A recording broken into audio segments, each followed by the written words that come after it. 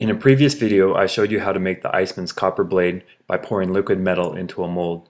In this video, we'll show you how to complete an Otzi the Iceman style axe by attaching the copper blade to a wooden handle. Like Otzi's bow, the axe was made out of yew wood.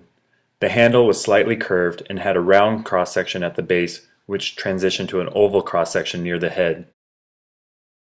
The forks of the axe that hold the copper blade were carved out of a single piece of wood where the trunk of the yew tree branched at a 90-degree angle. This results in a very strong circular grain that is less likely to split as the copper blade is pounded into the back of the handle during use. The hammered flanges on the edge of the copper blade match perfectly with the wooden forks, which help hold everything in place. A thin layer of birch tar glue was used to secure the copper blade to the wooden handle. This is the same birch tar glue that Otzi used to attach his feather fletchings to his arrow and the arrowhead to the arrow shaft.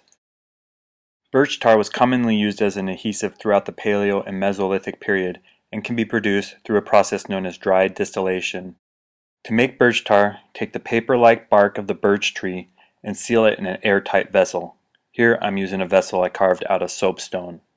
Then build a fire over it and let it cook for several hours. When the fire has burned out, pull away the ashes and collect the birch tar that has drained out of a hole in the bottom of your vessel.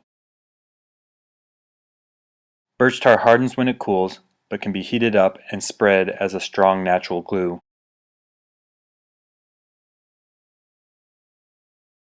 The copper blade was further secured to the wooden handle using a thin leather lashing. This leather lashing was tightly wound along the length of the fork and the back of the axe head. It took over 7 feet of leather lashing to complete this job. And now you have an Otzi the Iceman style axe, which was one of the most valuable items you could own more than 5,000 years ago.